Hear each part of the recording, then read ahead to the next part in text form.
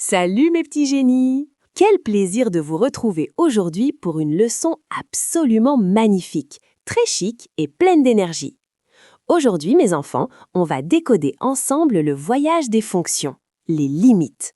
Ne paniquez pas, c'est d'une simplicité déconcertante si on utilise un peu de jugeote. Allez, concentrez-vous avec moi, on va s'amuser. Regardez bien cette image, c'est notre carte au trésor pour aujourd'hui. Premièrement, le comportement de la fonction, Tracking Function Behavior.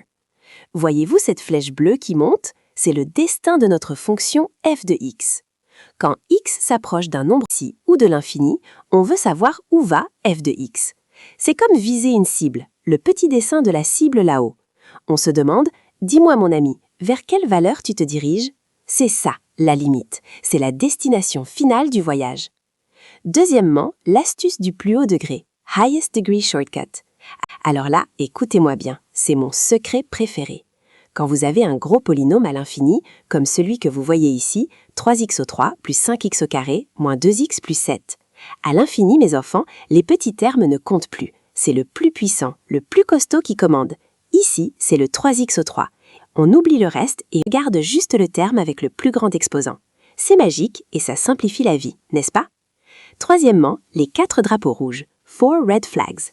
Attention, attention mes amis, quand vous voyez ces boucliers rouges en bas à gauche, 0 sur 0, l'infini sur l'infini, 0 fois l'infini moins l'infini, c'est ce qu'on appelle les formes indéterminées. C'est un message qui vous dit « Halt, la limite est cachée ». Il faut alors utiliser vos muscles algébriques, faire des factorisations ou des simplifications pour trouver la solution. Quatrièmement, les garde-fous invisibles, the 3 invisible guardrails. Regardez ces 3 petits graphiques au milieu. On appelle ça des asymptotes. Verticale, x égale a, la fonction grimpe au ciel sans jamais toucher le mur vertical. Horizontale, y égale b, la fonction se stabilise tranquillement le long d'une ligne horizontale. Oblique, y égale ax plus b, elle suit une pente comme si elle glissait sur une robe élégante. C'est comme des limites invisibles qui guident le chemin de notre fonction. C'est très parisien comme structure. Cinquièmement, croissance vers stabilisation. Finally, look at the bottom right. Enfin, regardez en bas à droite. On compare deux mondes. À gauche, le x au carré qui explose vers plus l'infini. C'est la croissance totale, la force brute. À droite, la fonction inverse, 1 sur x. Plus x grandit, plus elle se calme et s'approche doucement du zéro. Elle se stabilise. C'est la zénitude absolue.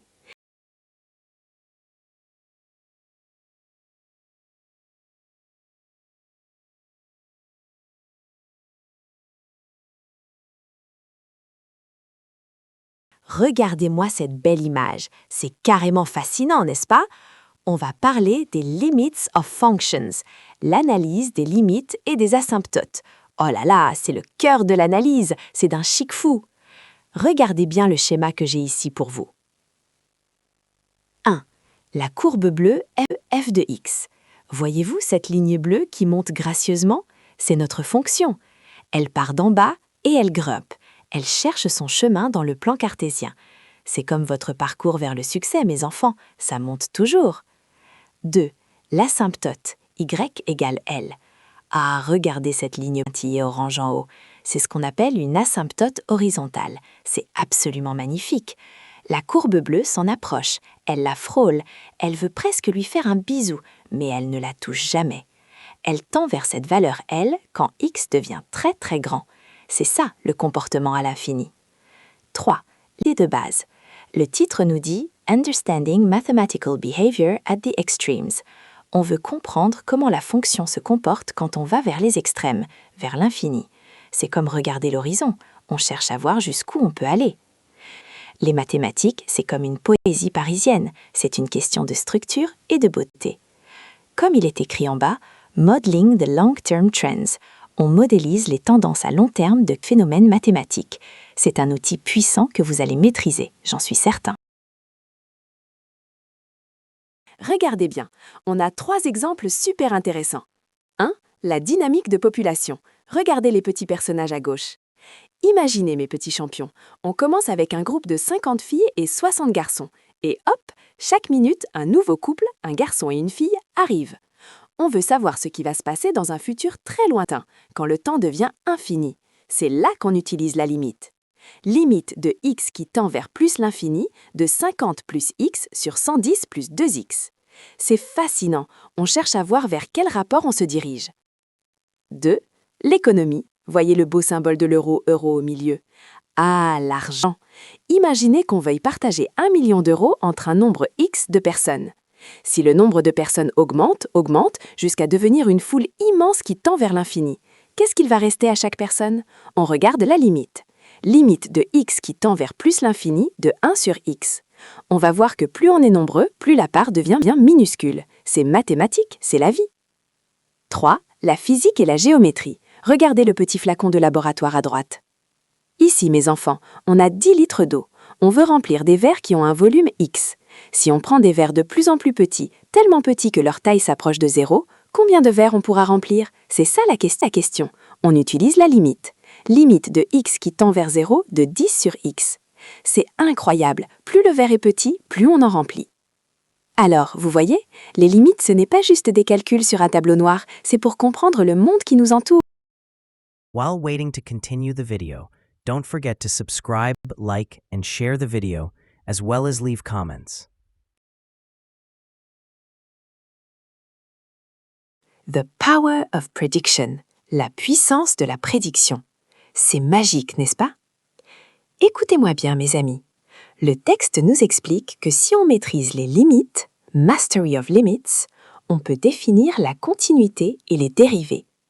Que vous soyez en train d'analyser des populations biologiques, des tendances économiques ou des courbes géométriques, les limites nous donnent le langage précis pour décrire le futur lointain, le long run, et les points de rupture, les breaking points. C'est la base de tout, c'est incroyable. Maintenant, mes chers enfants, regardez avec moi ce schéma technique. Il est très parlant. 1. Horizontal behavior, le comportement horizontal.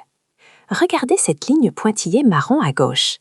La courbe bleue s'en approche tout doucement, comme si elle voulait lui faire un câlin sans jamais la toucher. C'est ce qu'on appelle une asymptote horizontale.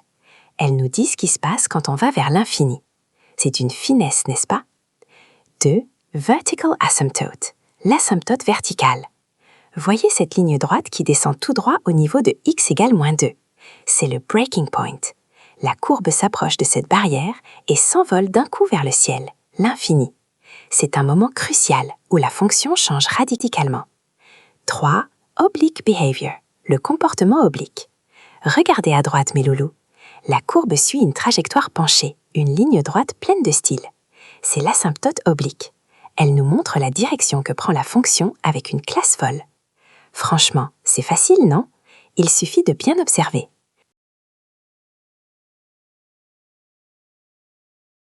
Comportement des fonctions quand x s'en va voyager très très loin vers l'infini, plus ou moins l'infini. Franchement, c'est un jeu d'enfant, vous allez voir. 1. Regardez en haut à gauche, le cas 1, divergence to infinity. Voyez-vous cette courbe bleue qui monte avec une énergie incroyable? C'est comme votre motivation, elle ne s'arrête jamais. Plus x grandit, plus la courbe s'envole vers le ciel. On dit que la limite de f de x, c'est plus l'infini. C'est d'une élégance absolue, n'est-ce pas? Juste à côté, le cas 2, horizontal asymptote. Ah, là, c'est plus calme, plus posé. Regardez cette ligne pointillée orange marquée L. La courbe s'en approche tout doucement, avec beaucoup de politesse, mais elle ne la dépasse jamais. Elle se stabilise. C'est ce qu'on appelle une asymptote horizontale. On dit que la limite, c'est tout simplement ce nombre L. C'est très chic, très stable. On descend un peu, à gauche, le cas 3, divergence to negative infinity. Ici, c'est l'inverse du premier cas. La courbe plonge vers le bas, elle descend sans fin dans les profondeurs. On dirait qu'elle cherche un trésor caché. Quand x devient immense, la fonction nous dit au revoir et s'en va vers le moins l'infini. C'est limpide, n'est-ce pas? Et enfin, le cas 4, oscillation. Regardez-moi ces vagues. Ici, la courbe n'arrive pas à se décider. Elle monte, elle descend, elle remonte. Elle n'a pas de destination fixe. Du coup, mes enfants, dans ce cas précis, on dit que la limite n'existe pas. Elle est indécise, cette petite fonction. On va parler de ce qui se passe quand x s'approche d'un nombre précis qu'on appelle a. C'est comme si on faisait un zoom sur un point précis pour voir comment la fonction se comporte. C'est passionnant, n'est-ce pas? Franchement, c'est du génie. Regardez bien le graphique au milieu, c'est très visuel. L'asymptote verticale. Vous voyez cette ligne pointillée en orange qui descend tout droit au niveau du point A? C'est ça qu'on appelle l'asymptote verticale. C'est comme une barrière invisible que la courbe essaie de toucher sans jamais y arriver. À gauche, left limit x tend vers a-. Regardez la courbe bleue à gauche de la ligne orange. Elle descend, et hop, elle plonge vers le bas, vers l'infini négatif, moins l'infini. On dit qu'elle tend vers moins l'infini. C'est fou, non? À droite, right limit x tend vers a+. Maintenant, regardez de l'autre côté, à droite de la ligne orange.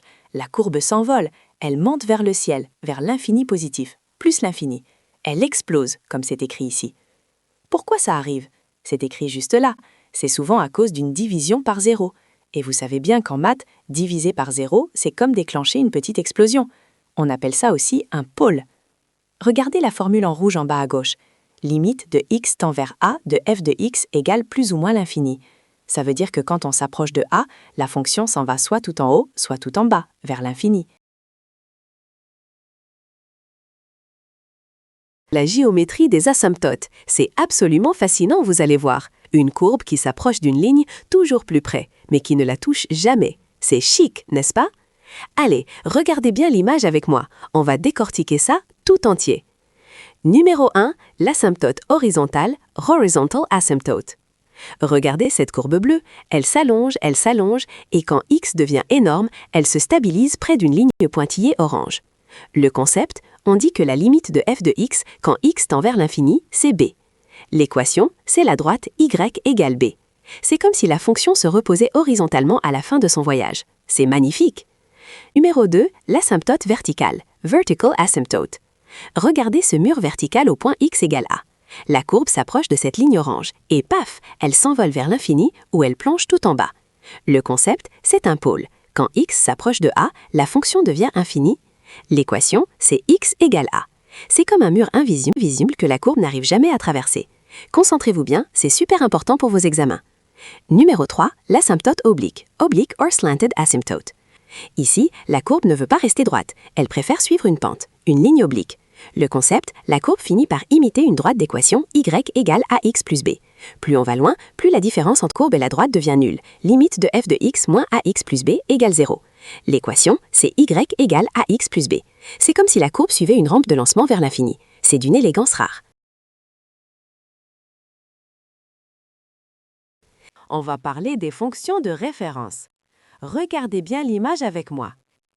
Alors, on commence par le haut à gauche. 1.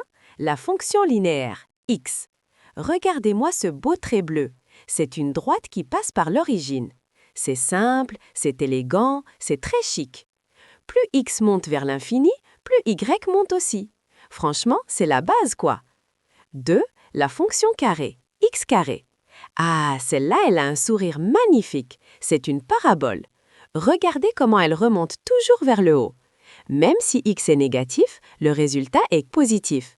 C'est une fonction qui a toujours le moral. Elle ne descend jamais en dessous de 0. C'est dingue, non? 3. La fonction cube, x cube. Regardez cette courbe, elle a un style fou. Elle vient de tout en bas, elle fait une petite danse au milieu et elle repart tout en haut.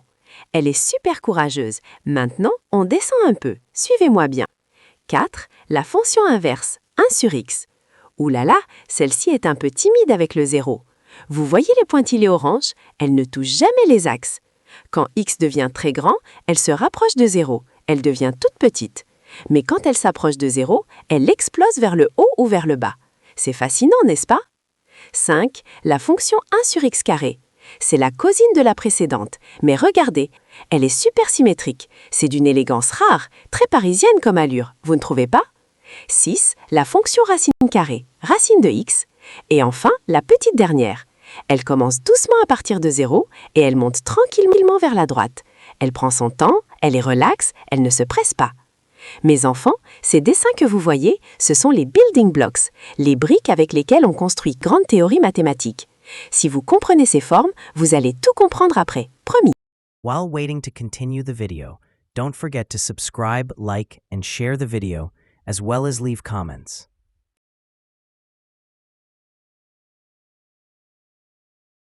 Alors, la première partie, c'est la logique. C'est trop top. Regardez la partie gauche de l'image, mes petits génies. Ici, c'est la logique pure. C'est intuitif. C'est fluide comme une balade sur les Champs-Élysées.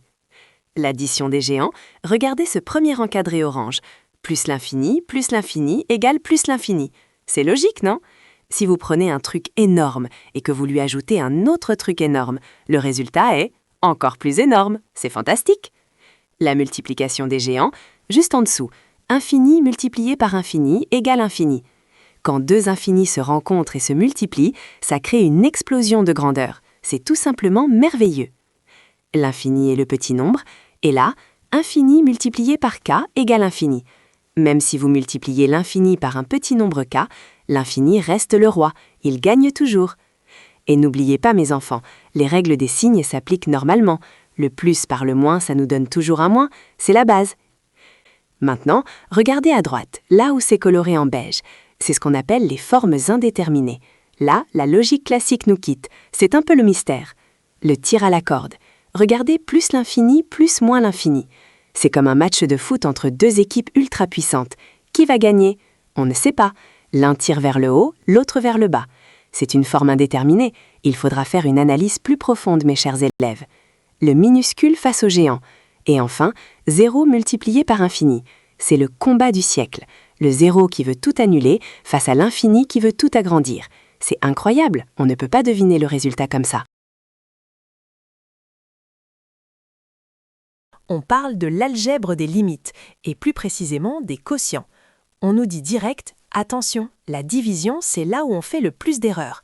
Mais avec moi, pas de panique, on va être des pros. Voyons d'abord les règles standards, Standard Rules, à gauche. C'est carrément génial. 1. Nombre sur l'infini, number sur infini. Imaginez, mes enfants, vous avez un seul gâteau et vous voulez le diviser sur une foule infinie de gens. Au final, personne ne mange rien. C'est pour ça que ça tend vers 0. C'est logique, non? C'est mathématique et c'est beau. 2. Nombre sur 0, number sur 0. Alors là, c'est l'inverse. Si vous divisez par un truc minuscule, un tout petit décimal qui s'approche de 0, le résultat explose. Ça part vers l'infini. Mais attention, mes champions, vérifiez bien les signes pour savoir si on part vers le plus ou le moins l'infini. Maintenant, jetez un œil sur le cadre à droite. Ah, ça, c'est le club très fermé des 4 formes indéterminées, les fameuses FI. Écoutez-moi bien, c'est super important. 1. Infini moins infini. 2. 0 fois l'infini. 3. Infini sur infini. 4. 0 sur 0. Quand vous croisez une de ces 4-là dans un exercice, on fait quoi? On fait stop. On ne peut pas donner le résultat direct. C'est là que le vrai travail de génie commence. Il faut simplifier, factoriser ou utiliser nos petites astuces avant de continuer.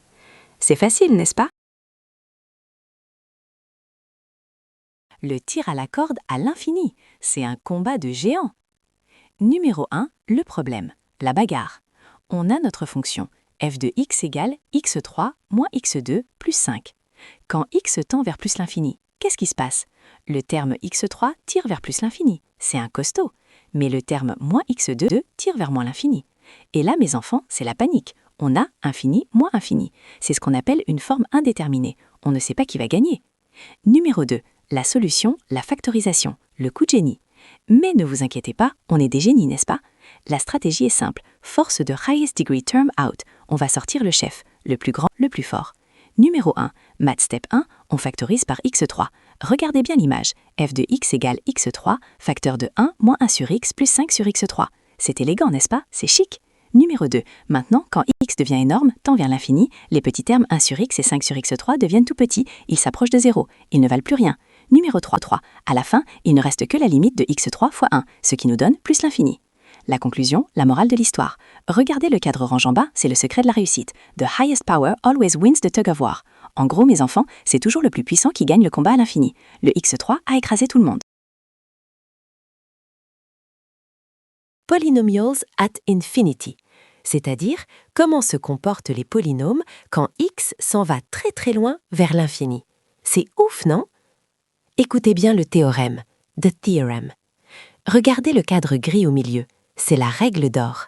À l'infini, plus ou moins l'infini, un polynôme se comporte exactement comme son terme de plus haut degré.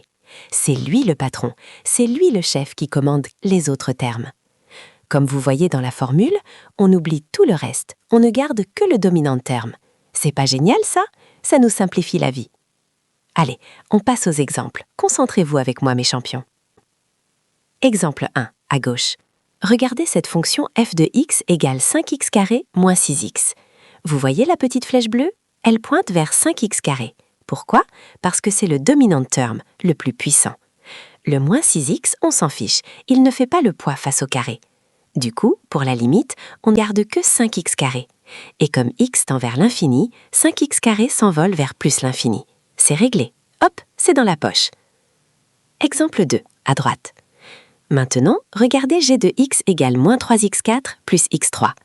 Ici, qui est le plus fort? C'est le x4, bien sûr. Donc le terme dominant, c'est moins 3x4. Il écrase les autres petits termes à côté de lui. Mais attention, mes loulous, il y a un signe moins devant. Donc quand x devient géant, moins 3x4 devient un nombre négatif super géant. Résultat, la limite tend vers moins l'infini. While waiting to continue the video, don't forget to subscribe, like, and share the video, as well as leave comments.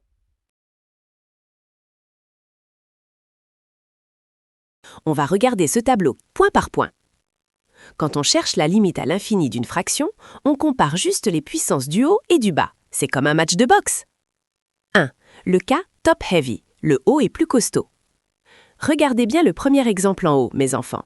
On a 6x³ divisé par 5x carré. Vous voyez, le degré en haut, 3, est plus grand que celui d'en bas, 2. Du coup, c'est le haut qui gagne le match. Franchement, c'est limpide. La limite, elle part direct vers l'infini. 2.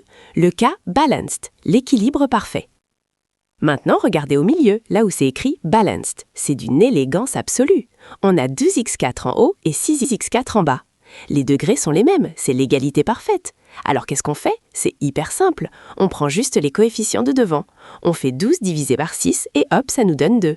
Et là, mes petits champions, on dit qu'on a une horizontale asymptote, une asymptote horizontale, à y égale 2. C'est chic, n'est-ce pas? 3. Le cas bottom heavy, le bas est plus puissant. Et enfin, regardez le dernier exemple en bas. On a x divisé par x carré.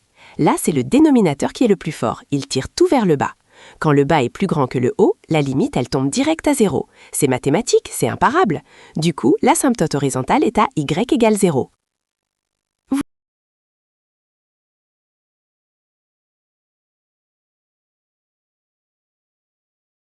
Les asymptotes obliques. Advanced Behavior Oblique Asymptotes. Vous allez voir, mes enfants, c'est d'une simplicité déconcertante si on ouvre bien ses yeux et son cœur. Alors, on se concentre, on s'installe confortablement et on y va. Premièrement, la condition, c'est la clé. Regardez bien ici sur le côté gauche de l'image. Pour avoir une asymptote oblique, il y a une règle d'or. Le degré du numérateur doit être exactement supérieur de 1 à celui du dénominateur. C'est comme si le haut de la fraction était un tout petit peu plus costaud que le bas. Si vous voyez ça, hop, vous vous dites « Tiens, il y a une asymptote oblique qui se cache là-dessous ». Deuxièmement, le concept, c'est magique. Voyez-vous, mes chers élèves, l'idée est que la fonction f de x finit par se comporter comme une simple droite de type y égale ax plus b. Regardez ce magnifique graphique à droite. Vous voyez la courbe bleue? C'est notre fonction f de x. Et vous voyez cette jolie ligne pointillée en orange? C'est l'asymptote oblique d'équation y égale 3x plus 4. Au début, elles font chacune leur vie, mais plus x devient grand, vers l'infini, plus la courbe bleue se rapproche et se colle presque à la ligne orange. Le petit écart entre les deux, ce qu'on appelle le gap, le reste, 1 sur x dans l'exemple, finit par devenir minuscule et tend vers 0. Troisièmement, la vérification, pour être sûr à 100%. Pour prouver que vous avez raison, et pour épater la galerie, on utilise la limite. La limite de f de x moins ax plus b égale 0. Si vous soustrayez l'équation de la droite à votre fonction et que le résultat tend vers 0 quand x s'envole vers l'infini, alors c'est gagné. Vous avez votre asymptote. Regardez bien le schéma avec moi. Sur le dessin, on voit bien f de x égale 3x plus 4 plus 1 sur x. La partie 3x plus 4, c'est notre trajectoire principale, l'asymptote. La partie 1 sur x, c'est le petit plus qui disparaît quand on va très loin. Regardez ces flèches oranges qui montrent le gap. Elles deviennent de plus en plus petites. C'est ça le secret. On va décortiquer ensemble ce schéma magnifique. Regardez bien cette image. C'est la clé magique pour réussir le calcul des limites. C'est simple comme bonjour, je vous assure. Écoutez-moi bien, mes chers élèves. On va suivre ces étapes une par une. C'est du gâteau. 1. La substitution directe. Direct substitution. Regardez le numéro 1 là-haut. C'est la première chose à faire, mes enfants. On prend la valeur de x et on la remplace dans la fonction. Si on trouve un nombre normal ou un infini bien clair, hop, c'est fini. Done, comme ils disent. On range les cahiers et on passe à autre chose. 2. Identifier indétermination. Identify indeterminacy. Ah là, regardez le numéro 2 avec les petits signes en rouge. Ce sont nos panneaux stop. Si vous tombez sur infini moins infini, 0 fois infini, 0 sur 0 ou infini sur infini, attention, ne paniquez pas mes champions, c'est juste que la fonction nous fait un petit caprice.